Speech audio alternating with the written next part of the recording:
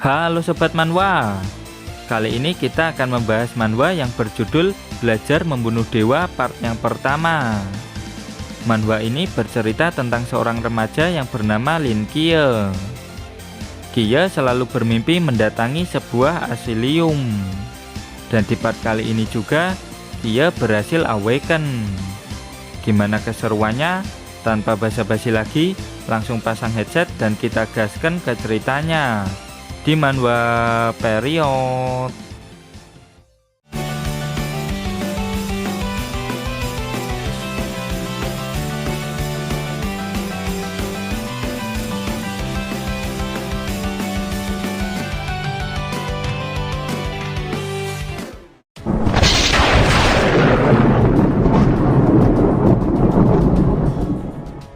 Panel menunjukkan sebuah asilium yang berada di puncak gunung batu. Seorang anak remaja sedang berjalan ke sana. Bocah ini pun heran kenapa setiap kali bermimpi pasti berakhir di tempat ini. Ini sudah 5 tahun sejak dia bermimpi tentang dewa yang berada di asilium ini. Dasar dewa aneh, dia membuatku kemari tapi tidak membiarkanku masuk ke dalam, umpatnya dengan kesal. Assalamualaikum, kula nuwun, bisa buka pintunya? Teriak Kie yang berada di depan pintu gerbang. Tapi sudah digedor-gedor begitu lama dan keras, tetap tidak ada seorang pun yang membukakan pintu. Bang, bangun bang, waktunya makan, ucap seseorang dari balik pintu. Kie pun mengiyakannya dan bilang kalau akan segera menyusul ke bawah. Mimpi seperti itu selama bertahun-tahun membuatnya hampir stres. Ada sebuah insiden yang membuat Kie tidak bisa melihat, dan sejak saat itu dia mulai melihat dunia dengan cara yang berbeda. Dia bisa mendengar dan membayangkan kalau bibinya sedang memasak dan si boy adik sepupunya sedang bermain dengan anjingnya. Mereka berdua mengatakan kalau dokter sudah menunggu di ruang belajarnya Kie. Cepat temui dia, ujar sang bibi. Oke, balas Kie. Di ruang belajar, mereka berdua mulai berbincang-bincang. Dokter meminta Kie untuk menceritakan kronologis kejadian 10 tahun yang lalu yang membuat Kie terkena gangguan mental dan kebutaan ini. Kie tidak pernah melupakan kejadian tersebut. Saat itu, Kie sedang duduk-duduk di atas genteng sambil melihat langit. Kie bocil sangat takjub dengan pemandangan malam hari ini. Dan secara tidak sengaja, dirinya melihat sesosok malaikat. Malaikat itu sedang berada di bulan, lebih tepatnya di atas sebuah kawah besar dengan cahaya emas di dalamnya. Dan beginilah rupa dari malaikat tersebut. Kemudian malaikat itu mulai mengepakkan ke-6 sayap emasnya. Malaikat? Tanya si dokter. Kie membenarkannya, dan setelah melihat sosok itu, matanya jadi tidak bisa dibuka hingga saat ini. Mendengar itu, dokter mau menulis kalau Kie mengalami gangguan mental. Tapi sebelum itu, Kie berkata kalau yang tadi itu hanyalah imajinasinya saja. Lalu Kie mulai menjelaskan apa yang sebenarnya terjadi ke Pak Dokter. Aslinya dia ini cuma jatuh dari genteng. Terus kepalanya terbentur dengan keras sampai melukai saraf mata sehingga membuatnya buta. Walah, begitu toh, ucap dokter yang mulai paham. Dengan ini, Pak Dokter menulis keadaan mental Kie masih normal. Tes kesehatan pun berakhir sampai di sini. Dokter mendoakan supaya keadaan Kie segera membaik. Setelah itu, Kie pun makan malam. Si boy menanyakan gimana keadaan mata kakaknya. Kie menerangkan kalau sudah lebih baik. Si bibi menenangkan Kie untuk jangan terlalu memikirkan matanya. Kie pun mengiyakannya. Lalu si bibi mengatakan kalau pindah sekolah Kie sudah selesai diurus. Tapi si Bibi tetap mengkhawatirkan kondisi Kia. Tentu saja Kia menenangkan bibinya ini karena sebentar lagi matanya akan sembuh. Jadi dia bisa sekolah dan kuliah seperti anak-anak yang lain. Nggak perlu memaksakan diri untuk kuliah. Masih banyak pekerjaan yang bisa dilakukan walaupun kau lulusan SMA, terang si Bibi. Sebenarnya mata Kia belum sembuh sama sekali. Dia masih belum bisa membuka matanya. Dia sendiri bingung kenapa hal ini bisa terjadi. Kia ini tidak benar-benar buta. Dia cuma tidak bisa membuka matanya. Meskipun matanya tertutup, dia masih bisa melihat semuanya dengan sangat jelas melalui suara yang dia dengar. Keadaan ini membuat Kia bisa merasakan sesuatu yang ada di sekitarnya meskipun dalam radius jangkauan yang sangat kecil. Dulunya cuma bisa beberapa sentimeter, tapi sekarang sudah bisa beberapa meter. Bahkan jarak terjauhnya bisa sampai 10 meter. Jika orang biasa cuma bisa melihat dengan jelas dalam radius 10 meter, maka Kia mampu melihat lebih jauh lagi. Dia bisa melihat pemandangan bulan dan alam semesta dengan sangat jelas. "Hei malaikat, apa kau masih melihatku?" batin Kia. Karena sudah nggak ada yang bisa dia lakukan lagi, maka Kia memutuskan untuk segera tidur dan mimpi menggedor-gedor pintu dari asilium yang ada di awal tadi. Kemudian panel berpindah ke sebuah tempat di dalam kota. Ada monster yang memasuki kota. Dan sering, tebasan pedang tidak mengenai si monster. Ternyata ada tim pemburu monster yang mengejarnya.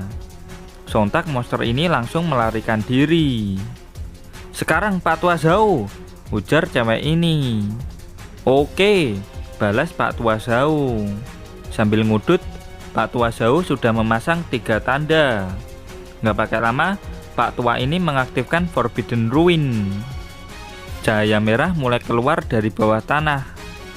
3 pusat cahaya merah membentuk sebuah barir berwarna merah. Barir ini membuat kedua monster tidak bisa kabur. "Sekarang kalian berdua tidak bisa kabur," ucap seorang cewek dari belakang. Cewek ini bernama Hong Ying. Dia sudah bersiap untuk membantai kedua monster ini. Singkat cerita, panel berpindah ke tempat sekolah barunya Kia. Maimunah dan Maisaroh sedang terpana melihat ketampanan dari murid baru ini. Hari ini adalah hari pertama Kia masuk ke SMA barunya. Dan Kia sudah mempersiapkan mental dan segala sesuatunya kalau hal buruk akan menimpanya. Di dalam kelas, Bu Guru Kacamata memperkenalkan Kia kepada murid-murid lain. Sebagai murid pindahan, Kia merasa kalau kehidupan sekolahnya pasti akan sulit. Apalagi dirinya ini adalah seorang penyandang disabilitas. Pasti tidak ada yang mau berteman dengannya. Tapi dengan begitu, Kia bisa fokus belajar. Tiba-tiba, ada murid cewek yang menuntun Kia ke tempat duduknya. Lalu Babang Tampan juga ikut membawakan tas Kia. Ternyata murid-murid yang ada di sini tidak seburuk yang Kia pikirkan. Para murid mulai mendekat dan bertanya, kenapa mata Kia bisa jadi kayak gini. Mereka juga mulai memperkenalkan diri ke Kia. Cewek yang di awal tadi bernama Jiang Qian. Dia ini adalah ketua kelas. Terus si Babang Tampan ini bernama Li Yifei. Dia tahu menu makanan terenak di kantin. Terus yang lagi duduk ini bernama Liu Yuan. Dia seorang wibu. Lalu Kia tanya, dari mana mereka semua ini tahu tentangnya. Jiang Qian mulai menjelaskan hal itu pada Kia. Tapi karena lama, Babang Tampan alias Yive menerangkan kalau bibinya Kia beberapa hari yang lalu datang ke sekolah. Dia menjelaskan kondisi Kia yang tidak bisa melihat dengan jelas. Dia juga bilang meskipun terlihat dingin, sebenarnya Kia itu adalah anak yang baik dan ramah. Bahkan sepulang sekolah, bibinya membagikan permen kepada semuanya dan meminta semuanya untuk menjaga Kia. Karena mereka ini bukanlah berandalan, maka mereka dengan senang hati menuruti permintaan bibinya Kie. Mapel berikutnya adalah pelajaran sejarah. Ribuan tahun yang lalu, ada 200 negara di 7 benua dan 4 samudra. Dan suatu hari, muncul kabut tak terbatas di Antartika. Kabut misterius dan beracun ini langsung menyelimuti 98% permukaan bumi dalam waktu 24 jam. Keberadaan kabut misterius ini benar-benar di luar pengetahuan umat manusia. Teknologi yang dimiliki umat manusia saat itu benar-benar tidak berguna. Dan mereka yang selamat tidak tahu apa ada survivor lain selain mereka di luar sana. Setelah itu, panel berpindah ke gorong-gorong bawah kota. Terlihat monster mengerikan di sana. Dan sering Hong Ying dan tim dari kemarin masih membantai para monster ini. Bunuh semuanya, jangan biarkan satupun lolos, tegas Hong Ying. Salah satu rekannya yang bernama Wen Qimo pun mengiyakannya. Dan diketahui juga kalau kelompok mereka bernama Night Watcher. Mereka memblokir gorong-gorong supaya para monster ini tidak bisa masuk ke dalam kota. Dengan tombaknya, Hong Ying mulai bantai-bantai. Makwus, monster-monster ini bukanlah tandingannya. Hong Ying, di belakangmu, ucap Wen Qimo yang terbata-bata. Dan monster besar dengan kepala tengkorak mengerikan sudah berada tepat di belakangnya. Nani, ujar Hong Ying yang terkejut melihat monster besar ini. Dan jelep, belum sempat melawan, Hong Ying langsung ditusuk. Lalu dia dihempaskan sejauh mungkin oleh si monster tengkorak ini. Sontak kedua teman Hong Ying langsung panik. Soalnya tidak mungkin mereka berdua bisa menang melawan monster yang bisa mengalahkan Hong Ying. Dari jauh, Hong Ying terluka parah bersimbah darah. Meskipun begitu, dia masih bisa melapor ke markas. Singkat cerita, sepulang sekolah, Kie dan teman-teman yang lain sedang melewati sebuah gorong-gorong. Terdengar rumor kalau ada seorang pembunuh bayaran yang berkeliaran di daerah ini. Tapi Jiang Qian yakin kalau itu hanyalah cerita yang dibuat untuk menakut-nakuti anak kecil. Tiba-tiba, Kie mencium aroma yang mencurigakan. Kie yakin kalau ini adalah bau darah. Tapi ketiga temannya masih belum menyadarinya juga. Hei, tunggu, kalian nyium bau sesuatu nggak? Tanya Kie. Yifei langsung ngeh kalau itu adalah bau darah. Bau darah ini berasal dari gorong-gorong. Mereka berempat yang penasaran langsung pergi memeriksanya. Karena gelap, si bocil wibu langsung menyalakan flash kamera HP-nya untuk melihat lebih jelas. Dan terlihat jelas seorang wanita yang bersimbah darah. Jiang Qian dan si bocil wibu langsung berteriak sekencang-kencangnya. Saking paniknya, Jiang Qian langsung terjatuh. Dan di hadapan mereka sudah berdiri sesosok monster kadal besar. Sontak kadal itu langsung berteriak dan bersiap mengejar mereka semua. Kabur blok, jangan diem aja, teriak Yifei. Mereka semua langsung melarikan diri secepat mungkin. Kie pun juga sama. Saat lari, dia bisa merasakan kalau si monster berada tepat di belakangnya. Lari terus, jangan tengok belakang, ucap Kie. Di belakang, si kadal pun melompat. Karena panik, Jiang Qian langsung melempar tasnya ke arah belakang. Untung Kie bisa menghindarinya dan lemparan tas Qian berhasil menghambat monster kadal sebentar. Sebentar lagi, mereka berdua akan segera keluar dari gorong-gorong. Dan ceruot, Qian langsung dimangsa oleh monster kadal lain yang ada di luar. Kie langsung berhenti setelah mendengar suara monster kadal dari luar.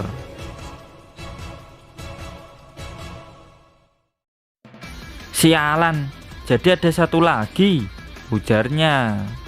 Karena tidak punya pilihan lain, Kie akan mencoba melawan balik. Dengan tongkat yang dia bawa, Kie memukul si monster kadal. Tapi dia tidak akan bisa membunuh monster kadal hanya dengan tongkat itu. Dan dawas, si kadal mengajar Kia dengan telak dari belakang. Kia pun langsung terhempas cukup jauh. Penutup matanya sampai lepas. Dia bisa merasakan kalau Kian sedang dimakan sama monster. Di sisi lain, si kadal perlahan-lahan mendekati Kia. Dari atas, monster landak juga datang. Monster landak ini langsung melompat dan bersiap memangsa Kia. Kia yang panik mulai mengingat kembali masa kecilnya. Saat mengalami kebutaan, Kia kecil merasa sendirian. Dan oleh karena itu, dirinya memulai kehidupan barunya bersama bibi dan adik sepupu yang peduli dengannya. Dia tidak mau hidupnya berakhir dimakan monster. Kia pun berteriak sekencang-kencangnya kalau dia tidak mau menerima semua ini.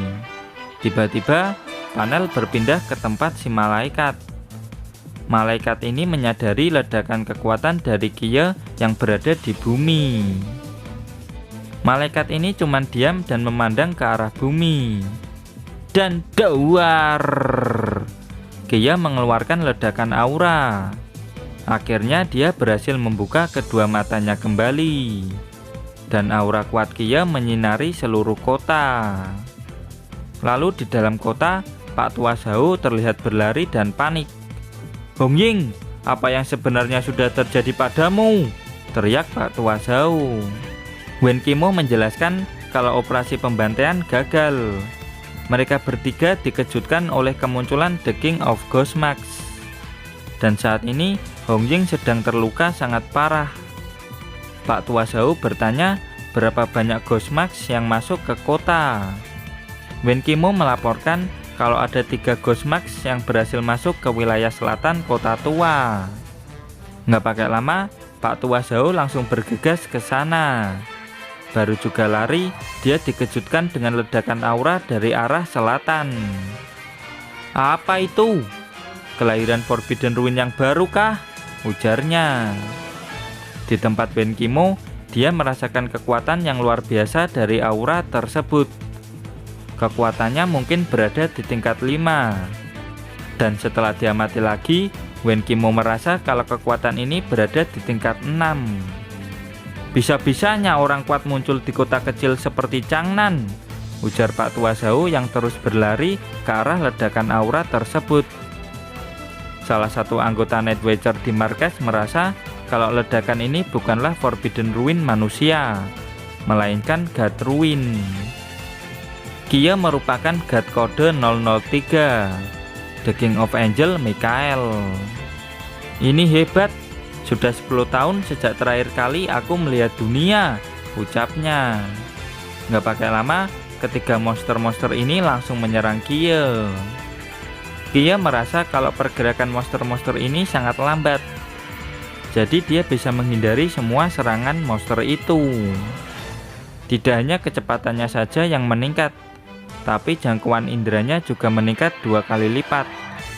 Dalam jarak radius 20 meter, Kia mampu merasakan segalanya.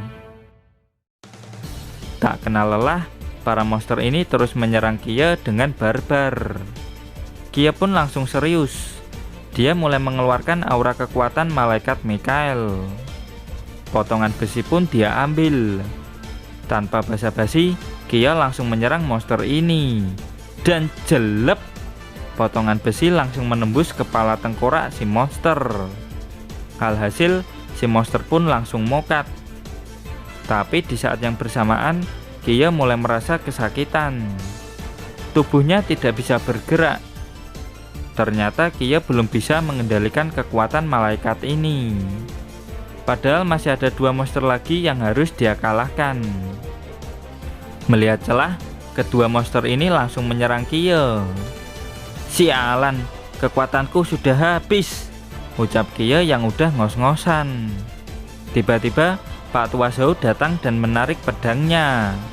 Dan sering, Pak Tua Zhao datang di saat yang tepat. Kia cuma bisa melongo melihat kekuatan Pak Tua ini.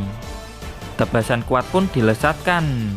Dan sering, monster kadal langsung terbelah jadi 2. Kuat banget jir, batin Kia. Pak Tua Zhao langsung melapor kalau misi pembantaian telah selesai. Dia langsung sebat dan bertanya ke Kia, apa tadi itu keren? Hei jawab, tadi itu keren gak? Tegas Pak Tua Zhao.